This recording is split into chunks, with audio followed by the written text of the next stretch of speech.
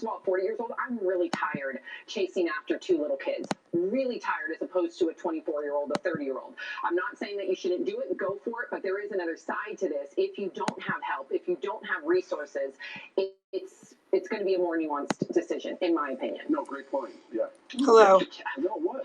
It's on my side. Coming up on DVS. How about the outfit?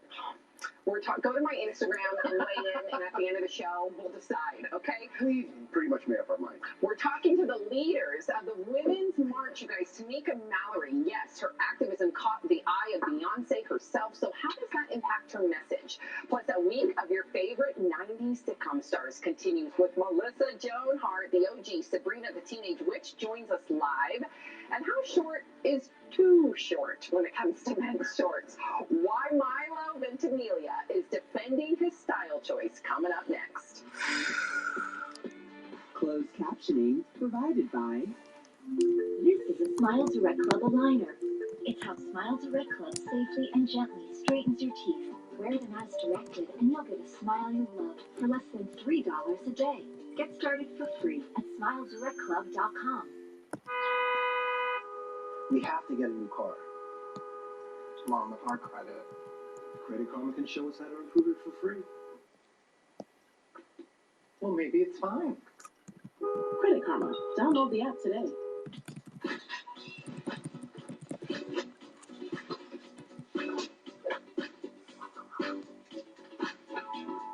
At Fred Meyer, keeping food fresher than fresh means being on your A game every hour of every day. Sure, it's more work for us, but it's more fresh for you. And that's why everything at Fred Meyer comes guaranteed fresh, or we'll make it right. Fred Meyer, fresh for everyone. Hey, it's Travis Smith with Sky Heating. Thanks, Woof Woof. You just get a big gas bill from blasting your heat during the chilly winter? It's about that time of the year where homeowners realize their furnace and AC system are long overdue for a tune-up.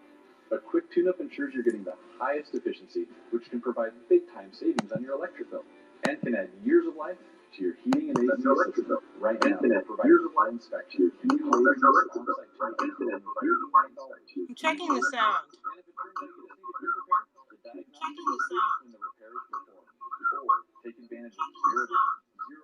The sound isn't great. The sound isn't great. Am I hearing the background noise because I'm checking the sound on the computer, or are you hearing all that feedback?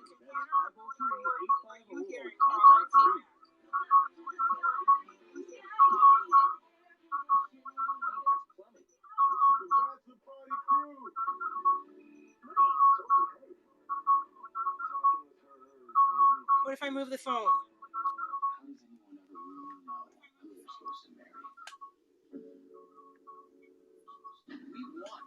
It got less. What if I unplug the phone? It got less. What if I unplug the phone?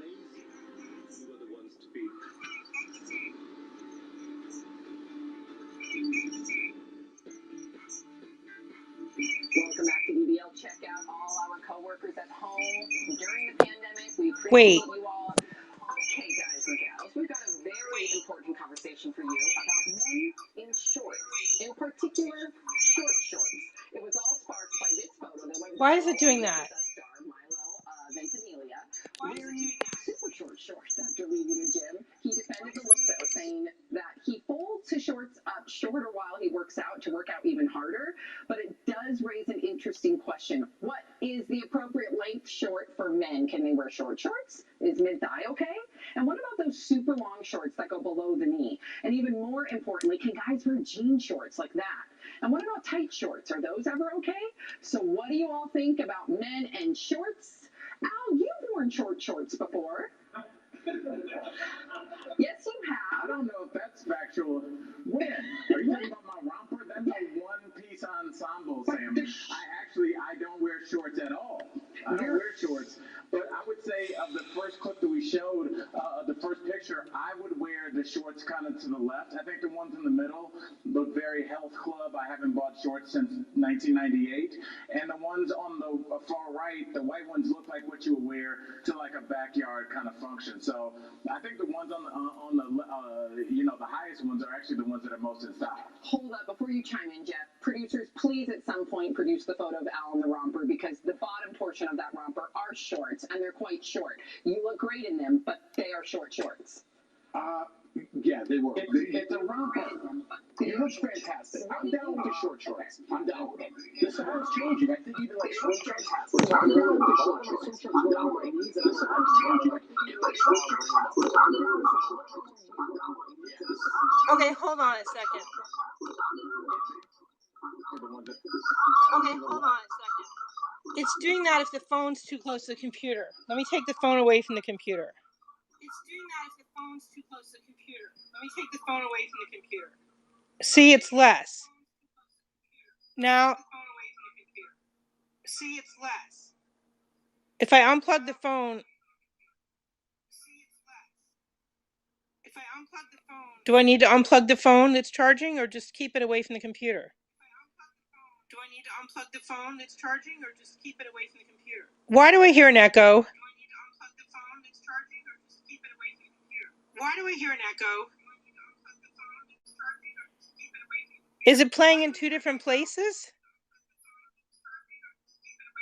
Is it playing in two different places?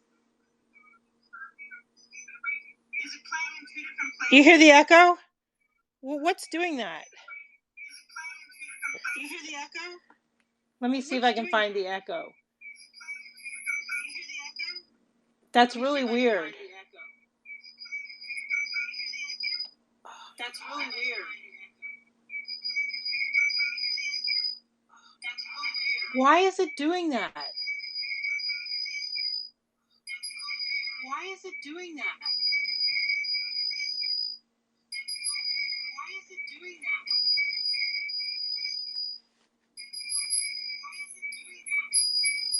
You hear that? Wait, if I unplug it, does that do anything? You hear that? Wait, if I unplug it, does that do anything? You hear that? Wait, if I unplug it, does that do anything?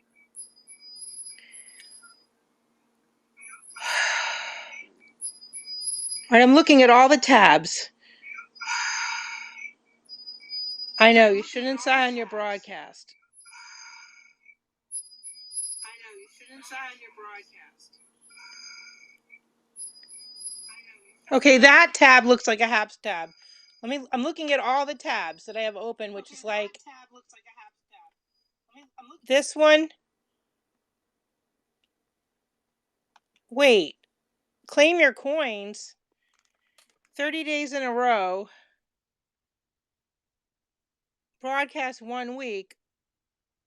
Woof woof, you got some coins. Okay. Now, is that what the problem is?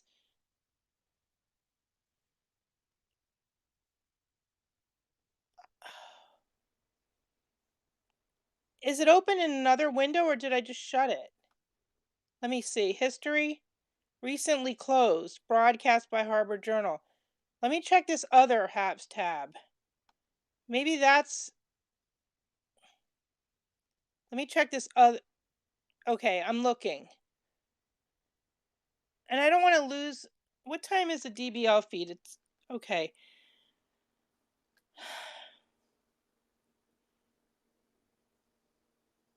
Oh, I'm looking right at it. All right, let's click on this. Now let's try it. What about now? I don't hear anything now. Wait. Hello? Wait. Hello? Wait. Hello? Okay, the feedback's gone, but I still hear an echo. Okay, the feedback's gone, but I still hear an echo. Okay, the feedback's gone, but I still hear an echo. You hear the echo? You hear the echo? You hear the echo? Why is it doing that? Why is it doing that? Why is it doing that? Why is it doing that?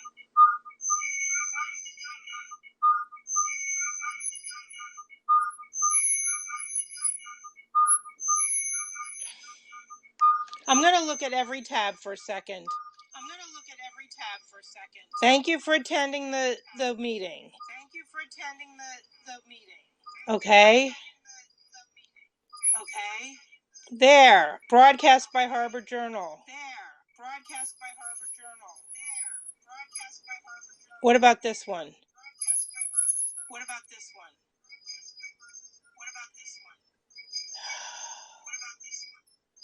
What about this one?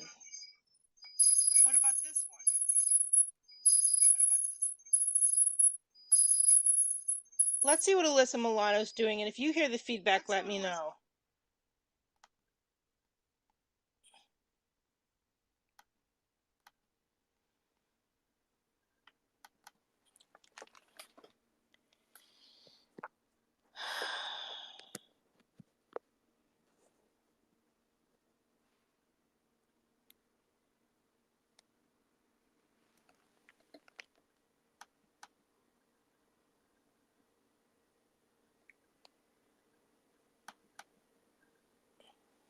Transgender community. They're bound up in together, each other, intertwined. So why is the ERA movement's intersectionality important? Because we're not going to leave anyone behind. If we are fighting for rights in the Constitution, we will, as women have done, we will fight for all rights, and ensure, and I think the ERA will protect trans rights, and I think it's up to cis women to say out loud that our struggles are intertwined. Intersectionality, I think, in general, in the feminist movement, is something that is incredibly important, because it's all related. It's all about oppression, and it's all about there being a hierarchy. And if we're fighting for equality and equity, we can't leave anyone behind, especially people who are marginalized, who are in the most vulnerable communities. Yeah, definitely. I definitely, as an activist, try to work on as many sectional platforms as possible, also acknowledging that exploring founded was started on To unlock the world's greatest potential, we need empathy. Because improving your world, you are cutting in and out someone else's. Oh, really? Yeah. Can you hear me now? Yes. Okay, well, I just said that as an activist, Very tired. I know that's a lot of work. Christine, it's been so fun talking to you. Gender equality work, but I think the founding Thank you. Amendment did very much include women of color in the movement and all that. We really tried to make the most effective movement and have everyone included. That's right. That's what we have to do. I think what makes movements successful is not leaving anyone behind. And it's really important as we're fighting, for all of these causes and these issues, that we remember that we remember that no one should be left behind. So the next question I have for you is, how does gender equality affect Well, it's getting much better. Thanks to the work of Time's Up, it is really getting better. But we, everything from there just being so much, it's what women face every day, everywhere, right? I mean, it's the same thing. We're not in positions of leadership. That's, one way. We're not paid the same amount of money for the same work. The way we are sexualized, I think is another way. Harassment. It's literally the same in every single industry. So, when people and I think that's what Time's Up has been so wonderful at really doing is they have identified the problem and how it just spans everywhere. But in our industry, we have such privilege. And when you think about, you know, what women who are farm workers deal with, for instance, versus what people in my industry deal with, you know, it's not the same, because people who work, women who work, who are farm workers, when they go to a superior and tell them about, usually it's the superior that's actually causing the pain and the heartache and the harassment or the sexual violence. So, and it's the same in the military. You know, sexual assault is very prevalent in the military. Who do you report that to? Do you report that to your commanding officer? What are they going to do to try to silence you? Is it better just to not speak up? These are things that every woman deals with in every single industry. And on top of that, then we also have to deal with the inequality once we are in the workforce, right? The fact that there's a childcare shortage, the fact that 2 million women have lost jobs through this pandemic because they're the ones that have given up their jobs to stay home and take care of the children. There's no equality in any of how we move about the world and this planet, really anywhere. So you know, I think that what we experience in the entertainment industry is magnified because we have the platforms to talk about the disparity specifically in our industry. But I'm more concerned with being the voice of the women that don't have a voice, the women that work in farms, the women that are working, you know, lower than minimum wage jobs and, you know, are having a hard time putting food on the table, women that suffer from domestic abuse and domestic violence. You know, so it's important that we recognize that, you know, if we're watching this IG Live, or we are speaking to each other, that we are the ones that have such privilege and we need to help those that don't. And I think that word privilege gets sort of used a lot without understanding that privilege is an always moving concept, meaning that, you know, there are systems at work that encourage hierarchy and supremacy and misogyny, and activists, as feminists, we have to dismantle the hierarchy that is in place. Yeah, I think that's the issue, right? Like, it's a big root cause there. They have to understand gender and the entire institution of gender and the social construct. Well, yeah, but also, you know, oppression isn't just about gender identity and whether or not you, you know, believe in what you, but there's always a system of oppression happening. And that's what we must always fight against. And we must be the voice of the oppressed. And this country was built on oppression, and then literally built on slaves building up the country, or the enslaved building the country. So, you know,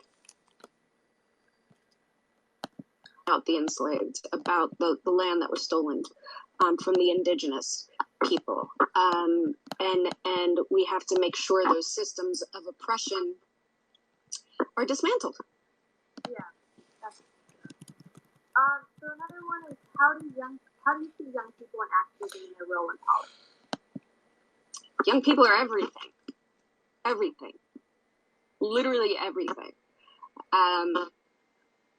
There is no future that we can be proud of without the passion and the voice and the intelligence and the problem solving of young people. And, I think young people have more power than ever before because of social media, because everyone has a platform, because a moment can create a movement. Damn it! I'm trying to report the trolls, but it's not letting me. Much like I got into activism, there is always going to be, a Ryan White that people with a platform can lift up and amplify. And so, we should all look for those people. We should look for the people that are marginalized to lift up. And the trolls are in the Instagram, not my whatever we can not in order to make their voices heard and to tell their stories. I think you can only report it on the phone, not on the computer. It's hard to hear her. I think the best advice that I can give is to remember that your platform, no matter how small you think it is, your platform is your community and it's your responsibility to share information. But also, that it's okay to have the hard conversations with people that believe in different things and to try to build, bridges and really bridge the divide. And it's okay to be uncomfortable. Like, it's okay. It's okay. Like, before, I called the enslaved slaves. That's not right. Like, I recognize that is not right. Slaves aren't who those people are. They are people who were enslaved. This is constantly, we're constantly learning. Don't feel like you can't speak up because you're afraid of what you're going to say isn't going to be the right thing to say. You're not always going to say the right thing. You know what? It's okay. It's okay. If your heart is in the right place, you've got to use your voice and learn and keep learning and keep. I think that's her mic with the tough feedback. Conversations and just get really comfortable with the feeling of discomfort in your body, because that's when the growth happens. Yeah, absolutely. I think uncomfortable is grow and our realm. We'll just do a few more questions and then log off. But so why is it important not only to teach children to be open-minded, but directly involve them or encourage them to be involved in activism? Because I believe that doing good should be as common to an upbringing as breathing. I think that we have to raise our children with being a productive part of our communities is vital to the strength of not only those communities, but the country and also democracy. And we have to teach young people, teach children from a young age that what we do with our success matters. It matters. It matters that we help other people. We don't walk by homeless people or people that don't have a home in my family. We will go into a store and buy them toothbrushes and toothpaste, or if they have a child, we'll buy the child a toy, like that age, so that they understand the struggles of humanity. And I think it's really okay to, we underestimate kids. Often we think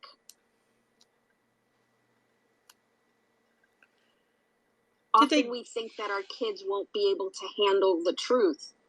And I don't think, I think that we have to be able to talk to our kids like they're kids, but I don't think we need to protect them from the struggles of humanity. I think we need to make them aware of that and tell them and teach them that they have the power to make a difference. Yeah, absolutely. I mean, I like to say they get very annoyed after I talk about politics for way too long, but that we have to be the change that we see in the world, because this is the world that we're growing up. This is the world that's back to us. We are all agents of change. Yeah. and it's really what you do with that makes a life of fulfillment. And you know what? It could be something as easy as helping an elderly neighbor in with her groceries. Just do something. Just do something every day that's not about you, that is about someone else and making them smile and making them happy.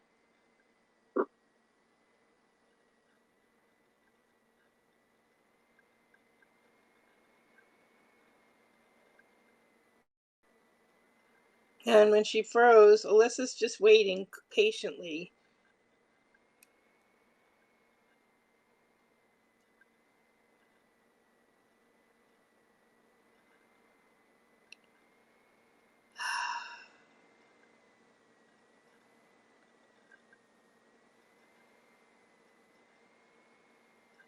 Are they both frozen? Should I refresh it? I'll refresh it. And you know what? It could be something as easy as helping an elderly neighbor in with her groceries. Is that where the whole thing froze? Just do something. Just do something every day that's not about you, that is about someone else and making them smile and making them happy. I guess, see, the first box, the younger girl froze, and then you can't even see her. And then Alyssa kind of froze, but that's where the video ended. All right, Wolf, get down from there, please. Let's see if they came back on or if that was it. Generation ratify Amherst, Massachusetts. Ratify what? ERA. All right. Let's just check this. Okay, I'm going to...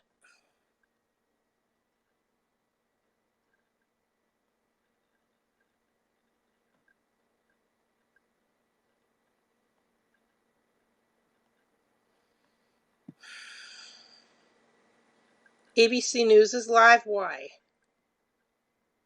Did something happen? Let's check. Black high school. Yeah, absolutely. And I mean, I think that the interesting thing too about the reason so many people didn't hear about this. So if people are watching this and they're having the similar reaction to us, like, are you serious? I can't believe this happened. How did I not know?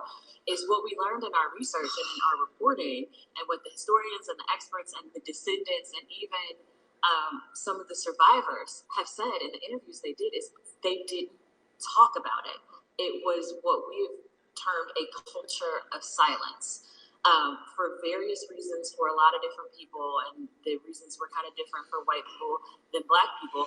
But there was sides, both sides. There was this unspoken agreement that something this horrendous, even though it had happened, people just weren't going to talk about it. It wasn't in the history books. Steve, one of my favorite lines of poetry that you wrote for this project is that it got lost in the fog of aging memories. But there were some people who wanted it to get lost. They were running away from that memory. Yeah. All right.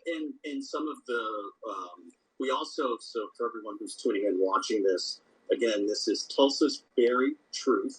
It is a documentary special that is airing tonight at 8:30 on ABC News Live. It will also be available on demand on Hulu.